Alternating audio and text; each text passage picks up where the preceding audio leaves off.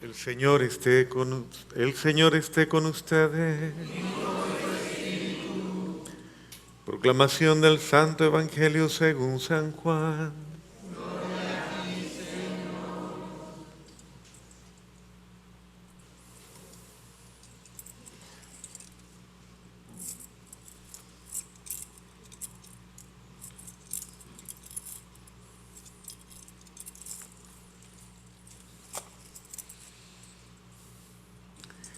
Al anochecer del día de la resurrección, estando cerradas las puertas de la casa donde se hallaban los discípulos, por miedo a los judíos, se presentó Jesús en medio de ellos y les dijo: la paz esté con ustedes. Dicho esto, les mostró las manos y el costado. Cuando los discípulos vieron al Señor, se llenaron de alegría. De nuevo les dijo Jesús: la paz sea con ustedes. Como el Padre me ha enviado, así también los envío yo.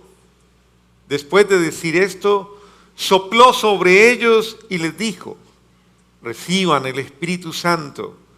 A los que les perdonen los pecados, les quedarán perdonados. Y a los que no se los perdonen, les quedarán sin perdonar.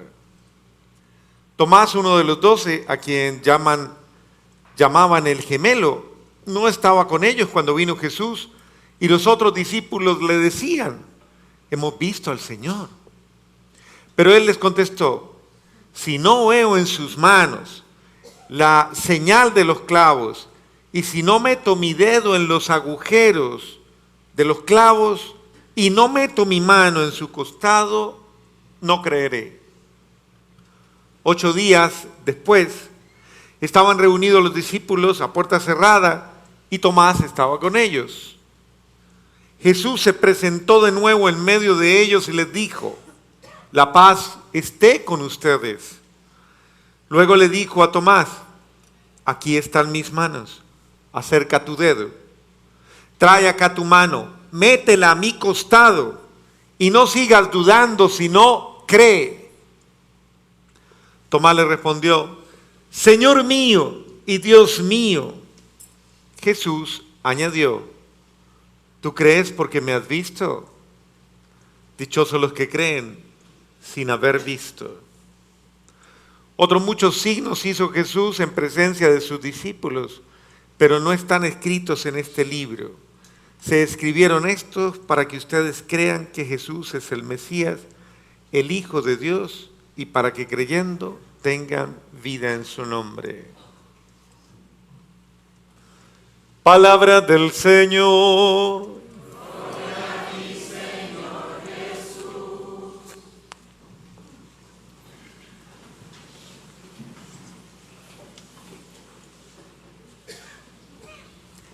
Estamos pues, queridos hermanos, ante una experiencia maravillosa que revela, sin lugar a dudas, todos los misterios del amor de Dios.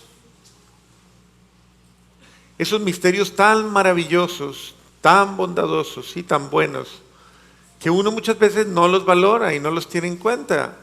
Son todas las riquezas del amor de Dios, de un Dios que ha querido darnos precisamente la plenitud de la vida.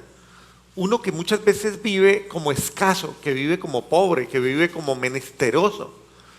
Eso nos sucede muchas veces porque vivimos en función de nuestras carencias humanas, en función de nuestras limitaciones. Y una gran mayoría de las veces en función de nuestro pecado. Vivir en función de nuestro pecado, en función de nuestras limitaciones, en función de nuestras carencias, obviamente nos da una visión muchas veces muy, podríamos decir incluso muy parcial de la realidad. Y una visión de pronto muy marginada de la realidad. ¿Por qué? Porque una cosa es la visión pascual de la vida y otra cosa es la visión sin fe de la vida. Uno puede tener la tentación a mirar la vida sin fe, mirarla sin esperanza, mirarla sin alegría, mirarla sin ilusión, mirarla solamente desde la perspectiva podríamos decir miope, muchas veces limitada de mis debilidades, de mis pecados, de mis torpezas, de mis caídas, de mis fracasos, y esa podría ser una visión tal vez muy falsa. Porque la vida humana no es la síntesis de los fracasos humanos, o no es la síntesis de las debilidades humanas. La vida humana es una bendición. La vida humana es una bendición de Dios. Dios nos bendice, absolutamente nos bendice a todos. Y nos ha bendecido para que nosotros vivamos la vida como una bendición, no como una.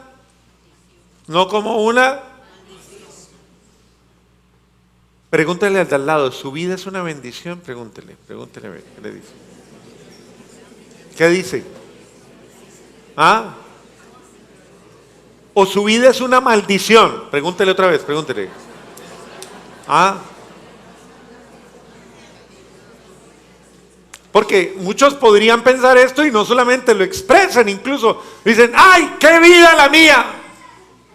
¡Qué desgracia! Muchos hasta le dicen al otro o a la otra, ¡qué desgracia haberlo tenido a usted como marido tantos años! ¡Qué desgracia usted, señora tan cansona que ya me tiene harto!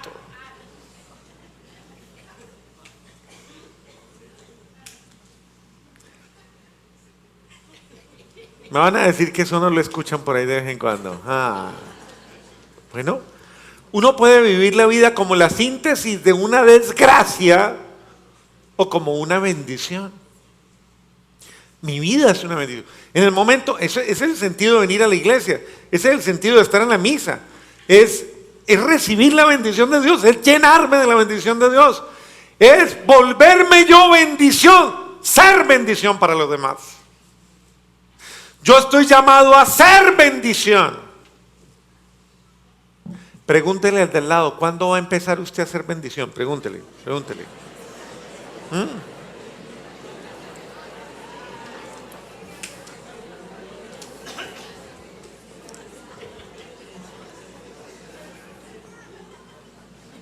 Porque si no, el otro se me puede volver un problema.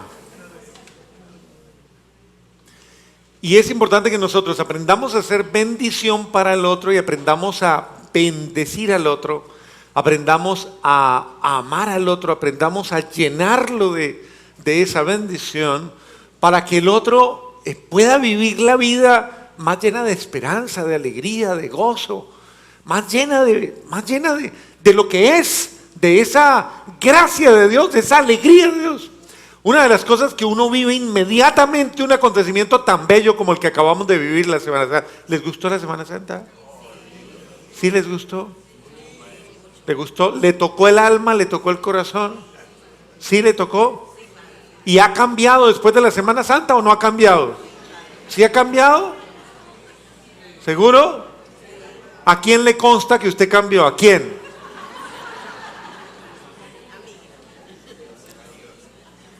Porque es importante no vivir por vivir, o sea, vivimos el misterio de Cristo, no por vivir el misterio de Cristo, sino porque ese misterio del amor de Cristo me da una nueva vida.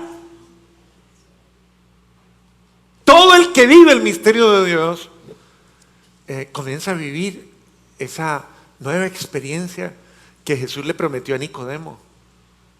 Volverás a nacer de nuevo.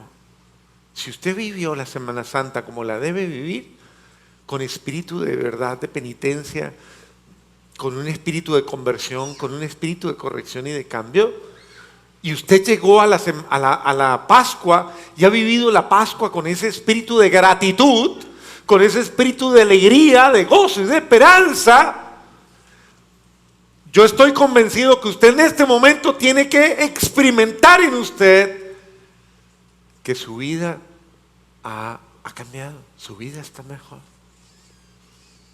que hay un espíritu nuevo en usted, que hay una gracia especial en usted. ¿No le ha pasado así? ¿No ha sentido nada? ¿Quiere que le repitamos la Semana Santa otra vez?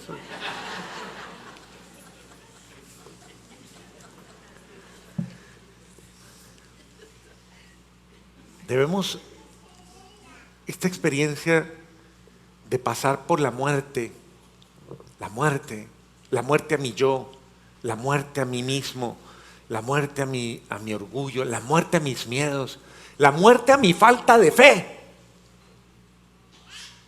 Porque yo tengo que morir a mi falta de fe, o sea, tengo que renunciar a ese hombre lleno de dudas, a ese ser humano lleno de dudas, a toda hora, que no creo en nada ni en nadie,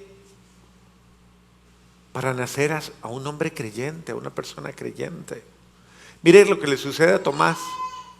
Todos los signos que ha recibido, todas las manifestaciones, todo lo que vio antes, todo lo que fue testigo. Y sin embargo llevaba en su mente y en corazón la negación. Hay gente que vive en negación. Que uno le dice, ve, hagamos, eso no se puede. Pero mire, no, eso no se puede.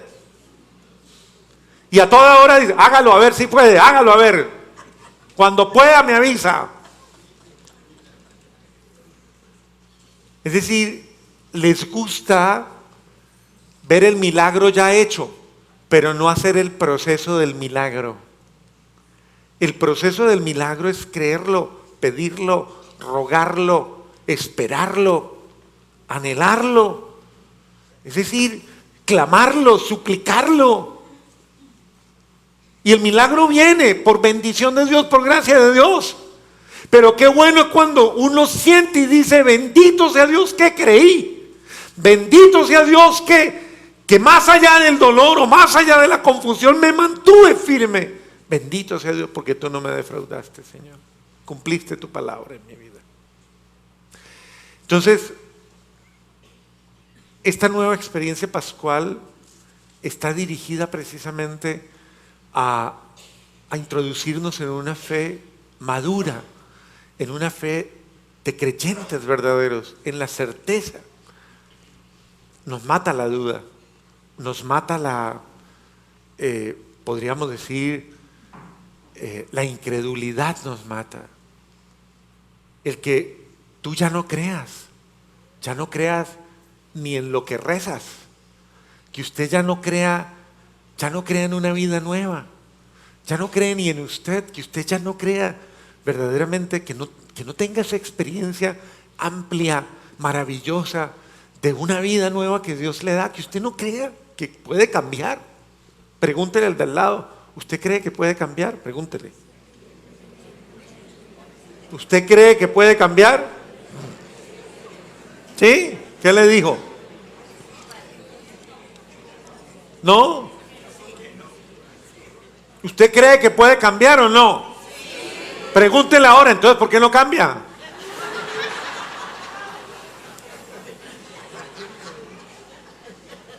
Porque le hace falta esa acción del Espíritu en su vida, esa acción de Dios, esa presencia de Dios, esa gracia de Dios.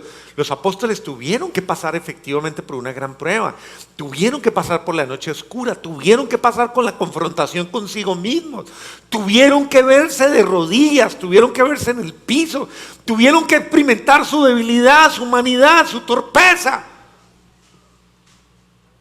Pero aún y en contravía de todas esas realidades, experimentaron una gracia muy especial. Se llama la misericordia y el amor de Dios. Mire, esto no lo cuentan los evangelios, no lo narran, pero muchas otras fuentes apócrifas o muchas otras tradiciones han llegado hasta nosotros, hasta nuestros días, muchas otras narraciones que no son del todo consideradas, inspiradas en su totalidad por Dios, pero que rescatan algunos aspectos históricos de esa época. Y algunas de esas narraciones cuentan que inmediatamente después de toda esta catástrofe tan terrible de la pasión y muerte de nuestro Señor Jesucristo, la Santísima Virgen María cumplió un papel esencial. Ella comenzó a recogerlos a todos. Ella comenzó a animarlos a todos. Y ella comenzó a llevárselos a orar. Los reunió y les dijo, no, vengan. Es el papel fundamental del liderazgo espiritual, de una persona que tiene la convicción plena de que Dios no nos ha defraudado. La Santísima Virgen María recoge todo el acontecimiento y se lo lleva y les dice, vamos a orar. Y vamos a vivir la promesa. Él dijo que nos enviaría el Espíritu Santo. Pues yo les voy a enseñar a esperar el Espíritu Santo. Porque ella lo esperó. Ella fue la primera en el que se dio el Pentecostés.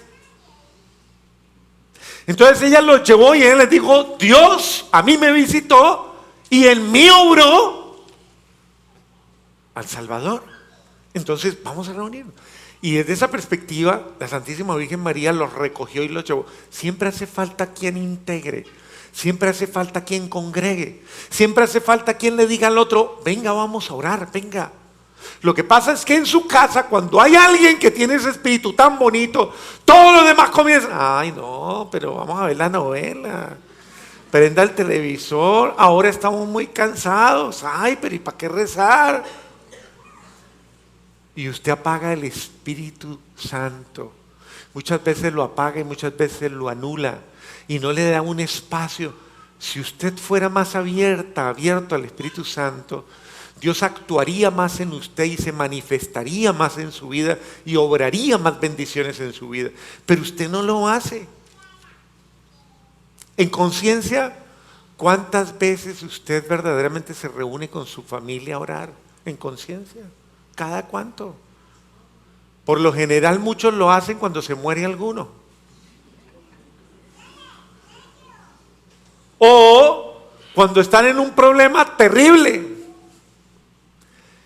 Y tenemos que aprender a tener una fe de tal calidad que alimente las realidades dolorosas de los otros, duras de los otros. Esa fue la misión de los apóstoles. Continuaron siendo bendición. La gente se dio cuenta que Cristo no había pasado, que estos que se habían impregnado de Cristo, que se habían llenado de Cristo, que se habían conformado de tal manera con Cristo y estaban tan convencidos de Cristo, seguían haciendo mucho bien, seguían en la vida comunicando mucho bien a todos los demás. Y llegó a ser tan famosa la experiencia de ellos, que mire lo que termina la primera lectura. La gente sacaba a sus enfermos a la calle y los ponía en el piso, aunque sea para que la sombra de Pedro, aunque fuera la sombra, los alcanzara. Y a todos los que ellos tocaban, quedaban sanos. ¿Será que eso es fábula? ¿Eso ya no existe? ¿Eso es un cuento? ¿Qué dice usted? ¿Eso es un cuento? Eso es verdad. ¿Qué falta? Que usted lo crea. Por ejemplo, le voy a poner un ejemplo muy fácil. Cuando alguien se enferma en su familia, ¿usted qué es lo primero que hace? ¿Qué es lo primero que hace, de verdad? ¿Ah? ¿Seguro? ¿Seguro? ¿Qué es lo primero que hace? Orar. Muy bien. ¿Cómo ora?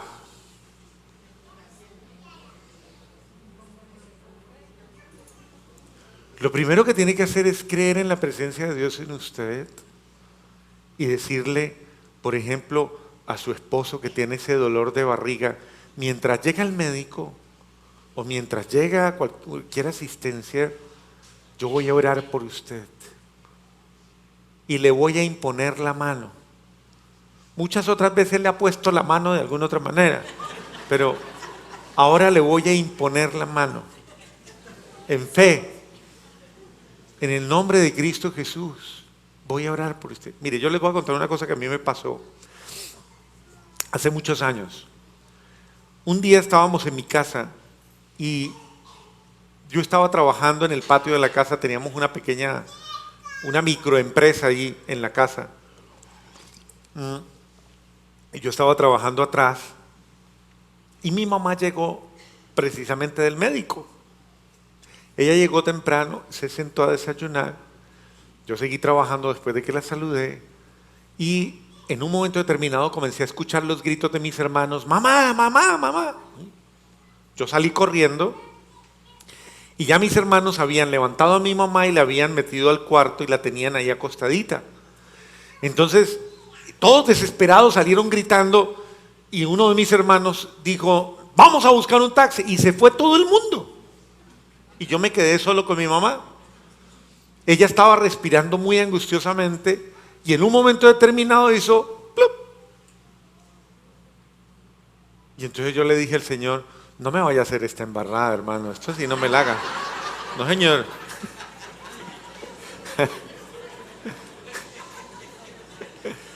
Usted me ha prometido que usted está conmigo y que usted, pues yo le voy a imponer las manos a mi mamá, sea lo que sea que haya. Usted lo ha prometido, Señor, en su nombre yo pongo las manos a mi mamá y bendigo lo que le esté pasando en este momento. Y bendigo, Señor, y me puse en oración hasta que ellos llegaron. Cuando ellos llegaron, llegó la ambulancia, llegó todo y se la llevaron. Luego fuimos, obviamente cuando ya salió de la intervención quirúrgica, el médico nos dijo qué le había pasado. Ella tenía una tromboflebitis, y ustedes saben que eso es gravísimo, se desprendió uno de esos trombos y le causó un tromboembolismo pulmonar. Eso produce un infarto fulminante, es mortal. Y el médico le dice a mi mamá, yo no sé usted por qué está viva, porque el trombo era de tal grande, de tal tamaño, que usted debió morir inmediatamente. Para mí sí lo fue. Además que yo era el único que estaba ahí con ella y era el único que fui testigo de ese momento. Yo lo creo. Y me lo confirmó toda la experiencia. Yo lo creo. Pero créanme, por eso se los digo. Pónganlo a prueba. Es decir, no tenga miedo a orar. Que a su marido le da mal genio, rece por él, póngale las manos. No, es verdad.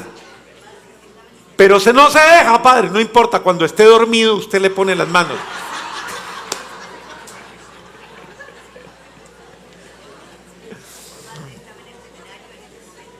Y a su mujer también, no, mija, no era ni cura ni nada, yo era de los grupos de jóvenes, un muchacho como ellos, o sea, simplemente en los grupos de jóvenes.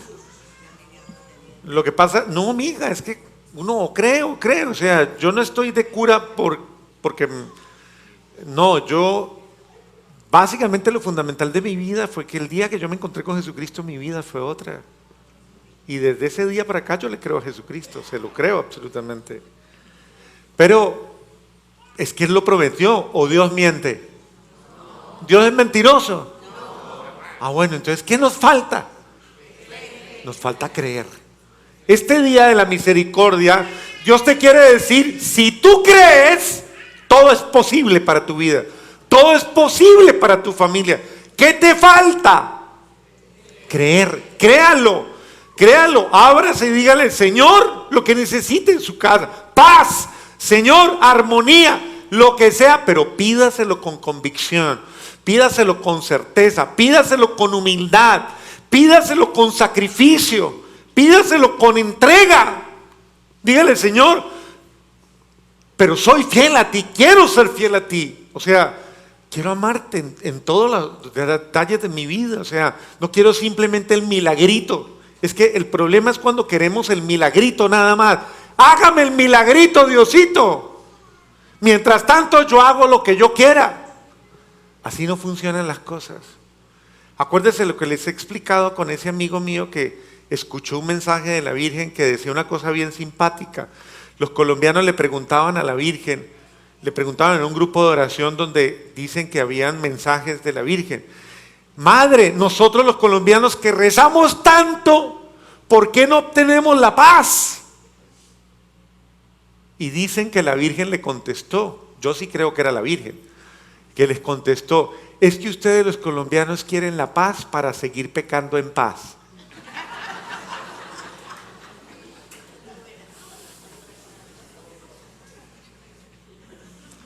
O sea, usted quiere el milagro, no para cambiar de vida, no para cambiar de vida, sino para seguir siendo igual. El Señor quiere obrar el milagro en tu vida, pero no para que tengas una vida desordenada, una vida oscura, una vida ténebre, una vida... No, sino para que cambies de vida, para que toda tu vida se llene de la acción de Dios. Dios quiere darte el milagro, pero el milagro más grande que existe, el milagro más pleno que existe, el más maravilloso que existe, es que tu alma, tu corazón, tu mente, tu espíritu se llenen de Dios. Porque si todo tu ser se llena de Dios, todo es posible para el que cree. Todo es posible. Así que, querido hermano, estamos llamados en este día de la misericordia a permitir que Dios llene mi vida, llene mi corazón, llene mi alma, para que llenándolo yo sea una bendición para todos mis hermanos. Amén.